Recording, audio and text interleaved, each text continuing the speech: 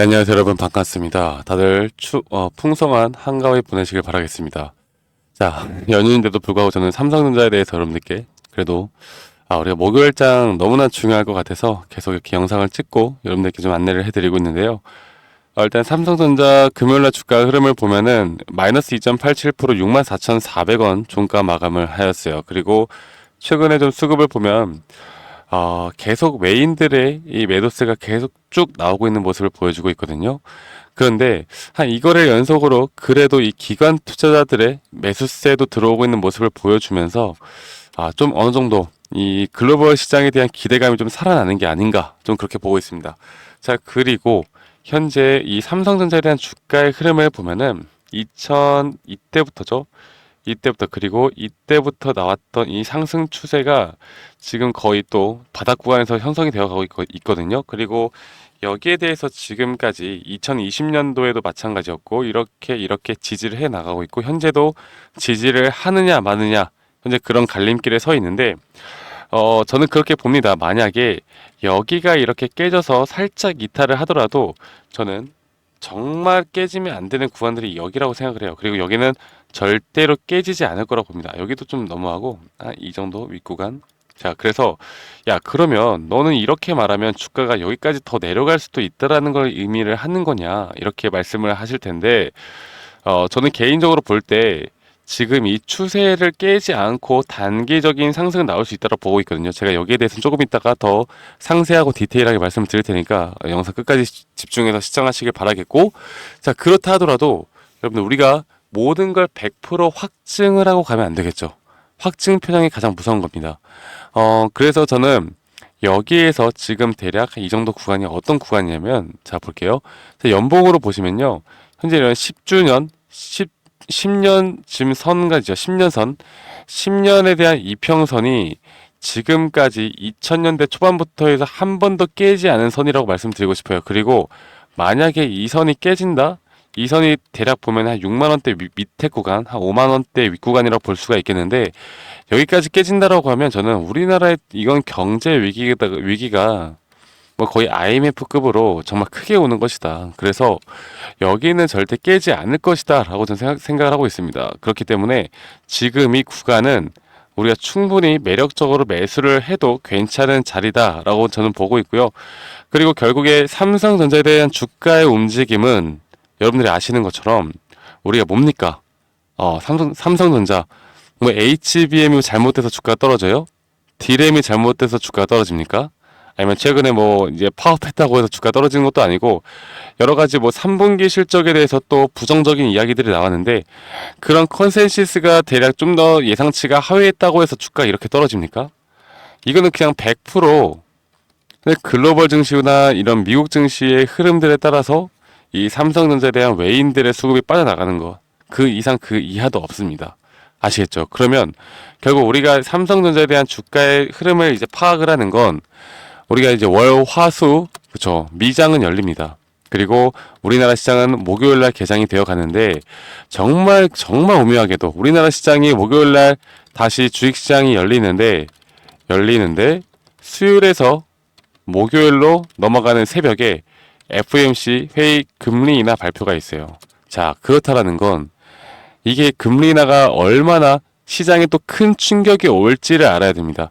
이게 지금 이 베이비 컷이 될 것이냐, 빅컷이 될 것이냐에 따라서 아마 시장 자체가 흐름이 달라질 거예요. 네.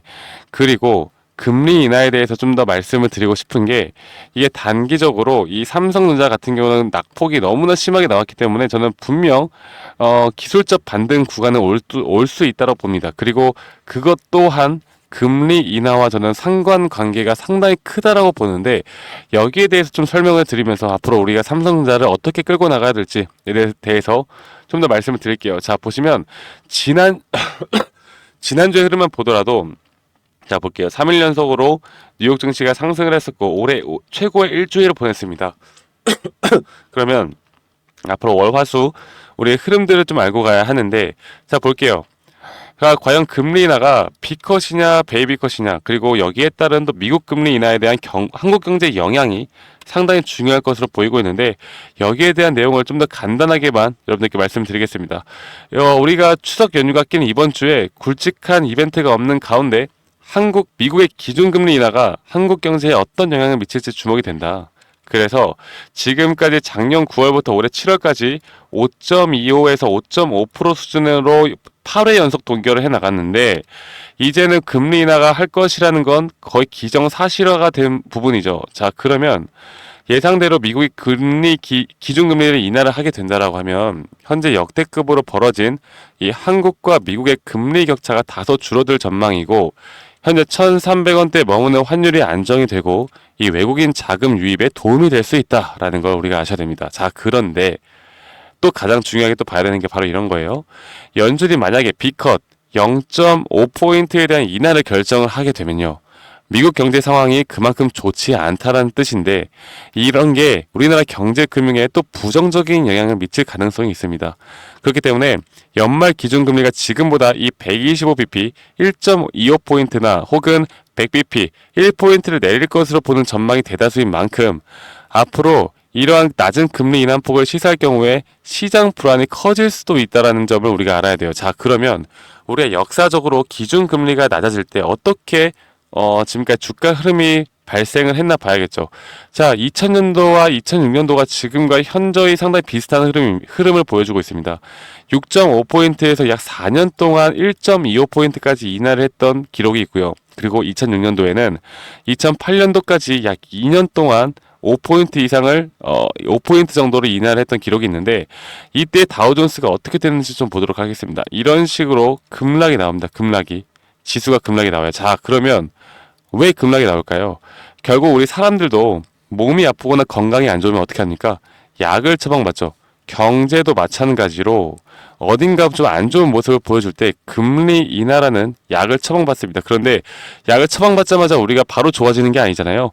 막 조정도 겪고 우여곡절에 대한 부분들을 겪다가 금리 인하가 안정화가 되어 갈 때 그때부터 자산시장이 또다시 돈이 풀림과 함께 올라갈 수 있다는 점을 알아야 되기 때문에 제가 여러분들께 말씀을 드리고 싶은 건 결국 B컷이냐 베이비컷이냐 여기에 대한 기대감으로 아마 단기적인 상승은 나올 수 있습니다. 단기적인 상승은 나올 수 있겠으나 그 구간 내에서 다시 한번 고점 신호가 뜰 때는 여러분들이 현재 구간에서 내가 수익을 보고 있던 손실을 보고 있던 어느 정도의 비중 조절을 해 나가면서 현금화를 무조건 준비하세요.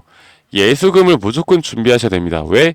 말씀드렸던 것처럼 이런 역사적인 흐름에 따른 지수의 하락이 발생할 확률이 상당히 크기 때문에 아시겠죠? 그래서 이런 것들이 상당히 또 힘드시겠지만 이런 것들을 하실 수 있느냐 없느냐가 여러분들의 계좌를 저는 내년 초까지 분명 달라질 수 있게 만든다고 생각합니다. 그래서 지수의 하락이 오더라도 이게 막 아까 말씀드렸던 55,000원 아래까지 떨어지는 그런 하락은 아닐 거예요. 하지만 이 상승폭 대비해서 꽤 큰 하락이 나올 수 있다는 거. 그럴 때 또다시 우리가 또 말도 안 되는 자리에서 매도를 하면서 손실을 볼 텐데 우리가 손실을 보고 떠나는 그 자리에서 삼성전자 그때부터 10만 전자, 12만 전자 올라갈 수 있다는 거. 여러분들이 앞으로 이런 장기적인 플랜을 아셔야 되고 그리고 2000년대에도 마찬가지로 2002년도에 이렇게 주가가 단기적인 상승이 나올 때 외인들이 계속 이렇게 매도를 나타내면서 주가를 흔들었거든요. 그런 흐름과 이제 수급적인 측면도 상당히 유사한 부분들이 있기 때문에 우리가 분명 삼성전자에 대해서 볼만한 이 단기 중장기 타점을 그리고 시장 분석을 통해서 이끌어 가야 된다라고 제가 한 번 더 좀 강조를 드리겠습니다. 아시겠죠, 여러분들? 그래서 삼성전자 월화수에 대한 시장 브리핑이 너무나 중요할 것 같고요.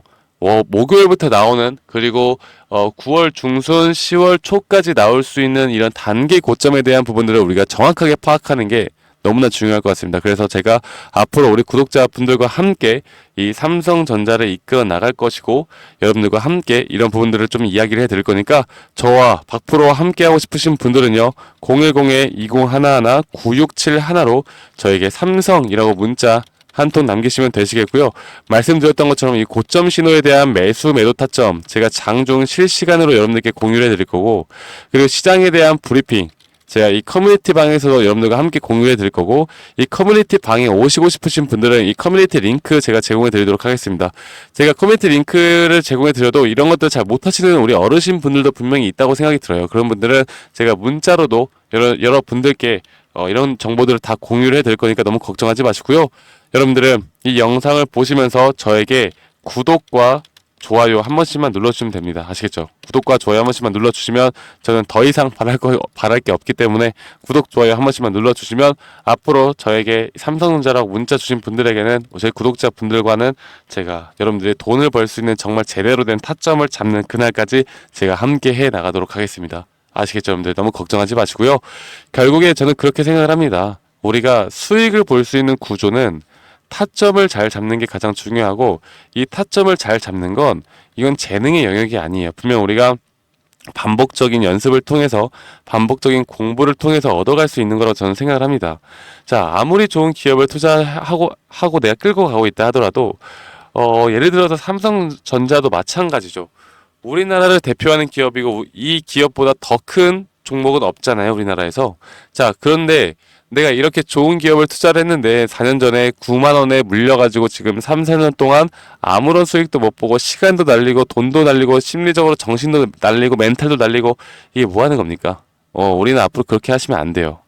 앞으로 삼성전자뿐만 아니라 우리가 다른 또 종목을 투자하시더라도 정확하게 눌림 목자리에서 잡는, 그리고 기다림과 관망이라는 자세가 너무나 중요합니다. 아시겠죠? 제가 여기에 대해서 좀 말씀드릴 거고, 그리고 지금 이제 월, 화, 수 미장이 진행이 되어 가면서 최근에 이 대선 관련된 테마성 종목들이 상당히 주목받고 있어요. 특히나 이 해리스와 이 트럼프가 말 한마디 할 때마다 그런 테마 관련된 종목들이 상당히 눈에 띄게 좀 잡을 만한 종목들이 많이 보이거든요. 그래서 제가 오늘 이렇게 삼성이라고 문자 주신 우리 구독자분들에게 여기에 대한 종목 리스트들도 좀 준비를 해서 여러분들께 안내를 드릴 예정입니다. 아시겠죠? 여러분들 이런 부분들도 놓치지 마시고, 여러분들 여유가 있다라고 하면 한번 투자를 해봐도 괜찮지 않을까라는 생각을 해봅니다. 자, 그러면 여러분들 추석 한가위 행복하게 잘 보내시고요. 저는 다음에 또 여러분들께 더 좋은 영상으로 인사드리도록 하겠습니다. 감사합니다. 박프로였습니다.